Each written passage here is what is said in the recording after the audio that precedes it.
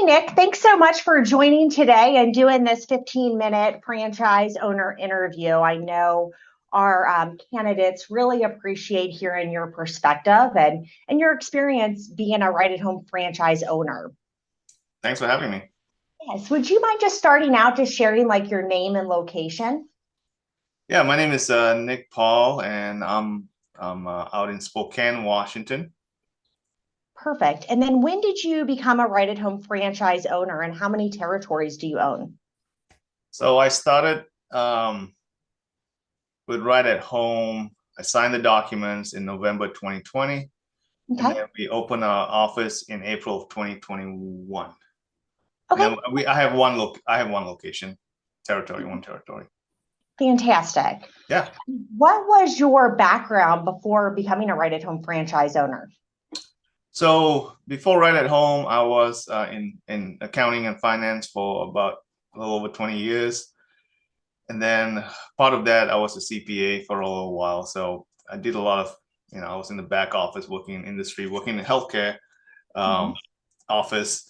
I think that's where I got my bug was working in a healthcare system in a nonprofit clinic that I wanted to be in the front line instead of being in the back office helping people. I think that's where my values and my dreams was more aligned to. Perfect. And why did you decide to make that switch? I know you said your values were more aligned to, meeting with Yeah. people face to face, but what made you decide to, hey, you know what, I'm going to take this leap and I'm going to go from what I'm doing right now to becoming a business owner? Yeah. Funny story. I joke around and I always tell people it's like this is my midlife crisis. Instead of buying a $100,000 car, I spend that money into buying a franchise into a business. Yes. But all joking aside, but I've been always wanted to do have my own business. Mhm. That's always been my dream of mine. However, I didn't know what I wanted to do. So I told myself, if I'm going to start do something worthwhile, I'm going to go all in. And it took me 20 plus years to figure it out, but I got there, and like I said earlier, working in a healthcare facility is where I found my niche and found my calling to help people, So yeah. Yeah, and I think what you just said too, I mean, you're calling to help people. I mean, it's a business with a purpose.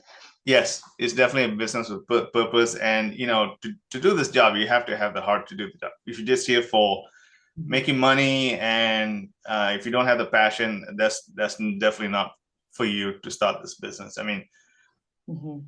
I'm sure you're going to ask me this question, but, with this business, you're definitely you get into the weeds when you first start out, depending Mhm. if you start out from the ground up or not. But if you do start, like, if you started from the ground up like me, you're in the weeds, you're working at client shifts, doing everything, wearing many hats. You definitely do a lot of grunt work, many hours, those kind of things. But yeah, you definitely have to have the passion. You have to have the heart to help people, and also you also want to make money too. So Mhm. you gotta have a balance. You cannot just help people and it's like, Yes. don't worry about the finance portion. We'll figure it out. No, you gotta be smart about it. So. Absolutely. So coming in, right in the midst of the pandemic, what does your typical day look like, when you first got started versus, now, being in business for a little while? Wow, I mean, it's definitely changed a lot. When I first started out, it was just me and my scheduler, Okay. and we were doing everything and anything to get our first client. So I I, I would do assessments. I would go on marketing calls. I would go to networking events. I would go to do assessments, supervisory visits. Sometimes when we don't have caregivers, I'll go on shifts to replace a caregiver. I'm also on call all the time. When I first started out, taking calls middle of the night, those kind of thing. Um, it stayed busy. It was very stressful at that time. Mhm. However, it was a good stress. It's really hard to explain because I did work for somebody. Now I'm working for myself. They both have stress. I had more stress now, but I I kind of enjoy the stress because it's my Mhm. stress, right? And I'm building a business. Um, Anyways, so now, 2 years in, I have people that's under me now. 2 years ago, I was in the weeds working on the business. Sorry, working in the business. Now I'm working on the business. So I have people in place right now to do different things, and I can just manage the business. It's getting better each and every day. Absolutely. Well, perfect. And then, as far as, the support you get at Right at Home, what do you feel like personally for you is the most valuable part of the Right at Home support? Well, when I first bought a franchise, I mean, I've been in finance and accounting for a long time. I worked in different businesses. I was, advised businesses in the past. However, I'm the kind of person that I know my limitations, and the reason I got into a franchise is because of the support. Because I needed the support. I cannot just go and do this myself.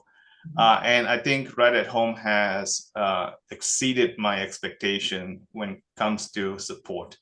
There's no way I could have done this by myself.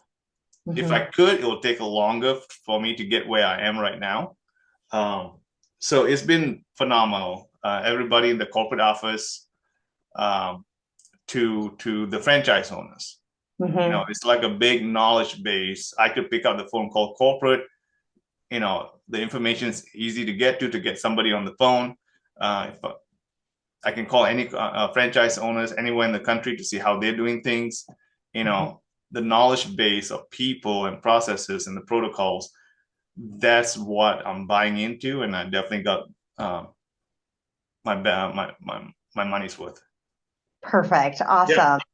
And then thinking about, when you were going through this process a couple of years ago, what do you feel like is one piece of advice that you would give a prospective franchise owner, franchise candidate going through the process?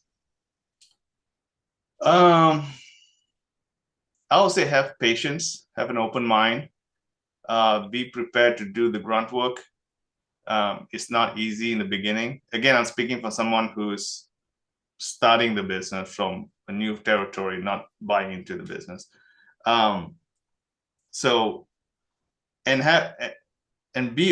Be able to adapt and change on a moment's notice, and take the advice from corporate, from other franchise owners.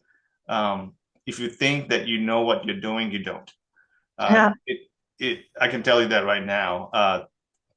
You're always constantly evolving and changing each and every day. I'm constantly evolving and changing. I thought I knew what I was doing 2 years ago, a year ago, yesterday, but no, things changed. You know what I'm saying? So just be prepared to adapt and change at a moment's notice. Perfect. And knowing all the work that you've put in, those long hours at the beginning, being in weeds, is this a decision you would make again? As far as becoming a franchise owner for home care? Yeah. Definitely. Absolutely. I mean, home care is a very noble business to be in.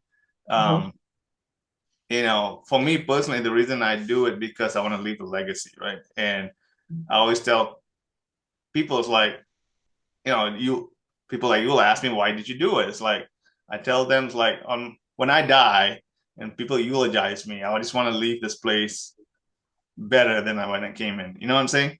So, and home care, that kind of aligns with my values and what I want to do and still be successful. Absolutely. Well, I so appreciate you taking the time to connect today. This is going to be so valuable to people, and really everything that you're doing, it is creating such a ripple effect, in your communities, for your caregivers, for your clients, their family members, and it is, just, so great to talk to people like you because it's such an awesome business and you really are making such a meaningful difference. Oh, thank you. I appreciate that. Well, I appreciate your time. Have a great day, Nick. Okay, you too. Thank you, Jessica. Bye.